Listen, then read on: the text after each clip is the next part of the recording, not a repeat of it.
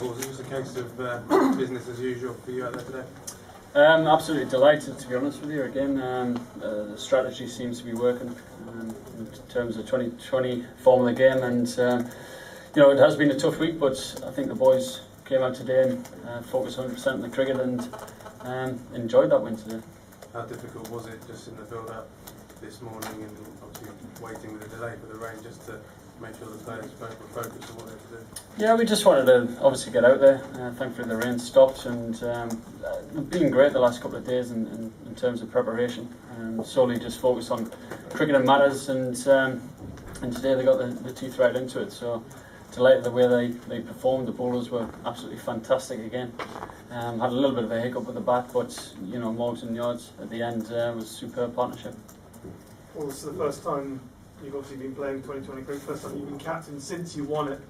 In the circumstances, is it a bit of an anti-climax given everything that's gone on? I mean, this really should have been a bit more of a celebration of what you got off.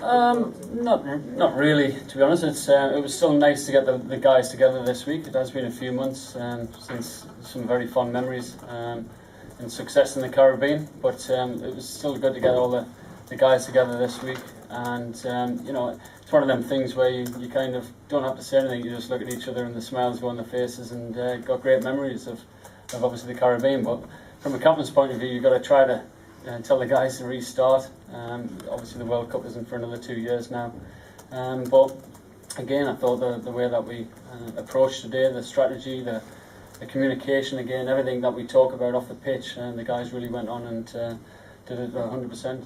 Paul, any sense that the opposition were perhaps a bit nervous or even trying too hard to be squeaky clean on this occasion? No, I wouldn't say that. No, from our point of view, they got off to a great start, and the competition between two sides, I think the guys got the teeth stuck right into it, and I thought we dragged it back absolutely fantastically well. And the spinners in the middle, the pitch turned a lot more than we thought. The groundsman said it wouldn't turn. So it turned a lot more than we thought, and obviously the two spinners that we've got have been doing a fantastic job in this form of the game. So put a lot of pressure on the opposition, but I didn't think they'd. No, I disagree with you in terms of they had the foot off the gas or were nervous or anything like that. I thought we just played exceptionally well today. Well, you said how low you felt, obviously, despite clinching a series win at Lord's last Sunday. How do you describe the spirit between the two players as you faced up to each other again? Yeah, I think it was fine. A lot's gone on this week in terms of strong decisions, and I think the two teams went out there and just wanted cricket to do the talking, and I think that's exactly what happened. And we obviously played really well on the day and played better than them to win the game. But I'm just very happy that the guys responded well from what has been a difficult week to come out and put some real strong performances in. And do you believe now you've got this one out the way, if you like, and you've won it, you can now kick on with the next game and the whole one-day series, trying to put everything sort of behind you in a way? Yeah, I think we just want to get on with the cricket now. And as I said, there's a lot of stuff going on. When you're not playing cricket, there's a lot of speculation and allegations, this, that and the other going on, because the cricket's not happening. But once you start the cricket again, we can start talking about good performances, partnerships, good bowling performances, catches, all that kind of things, and hopefully that'll do all the talking from now on. Well, the last time you captained the 2020 side, obviously Kevin Peterson was part of the side. You got 100 yesterday. Did it feel strange to you, or the decision to leave him out? Would you, as a captain, rather have had him in the side today?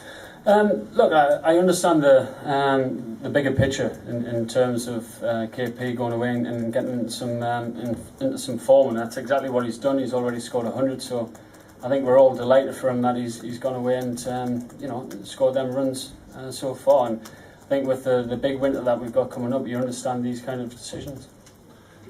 Obviously, you saw the new allegations this morning, and taking into account that you're part of this game, what was the reaction of both of you, please, when you saw the new story and Yasser Hamid saying that players were throwing games all the time and this was just something that they did to make extra money? What do you feel when you see? Nothing really had changed in our camp. To be honest with you, we were absolutely 100% focused on the game coming up this afternoon. And there wasn't any new allegations with new players or anything like that, so we were happy with the situation and happy in our camp that we could just go out and focus on the cricket today. But a lot of fans outside, we were talking to them, they were very sceptical of matches that they might watch in the future, or matches they've watched in the past. Do you understand their feelings when these stories come out like this? Yeah, absolutely. Of course we do. And you know, we all know that we've got to get to the bottom of this, and we'll do anything as players or management, commentators, umpires, to you know, eradicate this from the game. It's as simple as that. And but today was, as I said, whatever was in the papers this morning didn't really change anything in terms of our preparation. We just went out there and focused on the cricket. Michael, was it business as usual for you as well then? Yeah, definitely. It's just playing for England again. It's obviously a special moment. It didn't change anything or make anything different. I think, you know, we've got a big series coming up, and that's what we're all kind of preparing for. It's been a while, like you said, since you played 2020 cricket. Did all the memories come flooding back, and you just slipped straight into 4 overs for nothing and a few runs? I don't know about that. I wish. No, I think, yeah, I've been lucky enough to play some 2020 for Sussex, so I've kind of experienced a bit of 2020 and getting used to kind of bowling.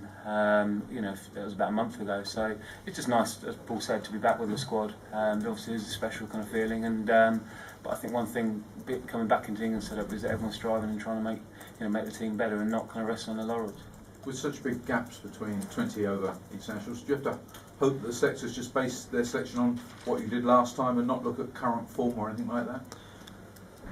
I think I've been quite happy with my current form in one-day cricket. I think there's things that you can't control, can you? All you've got to worry about is doing, you know, when I play for England, is doing my best and trying to put in performances that people remember, and when I'm playing for Sussex, trying to just, you know, stake my claim even more. But yeah, I think it's something that it's out of your control and you shouldn't worry too much about.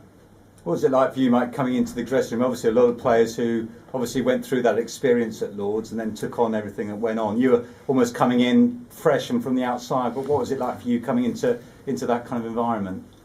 I think, to be fair, it hasn't been too much different to any other kind of series that I've come in for. I think, you know, everyone's kind of focused on these 2020s and, you know, 5 one-dayers and kind of moving from there. I don't think there's been maybe as much talk as people think there would be, but I think everyone's fully focused on this kind of this little leg of the tour. My question is, there is a lot of talk about match fixing during last week. There is the Indian Premier League, some people say it's the biggest hub of match fixing. Do you think players should participate in that one, or ICC should make strict control of that IPL? Listen, I haven't heard any allegations or any match fixing or anything like that coming out of the Indian Premier League, and until I do so, I'll be participating if that's what you were saying. Sorry? IPL Commissioner Lilith Modi was sacked due to the corruption in the IPL. I haven't seen any players being involved with allegations or anything in the IPL. Okay, thanks very much everyone.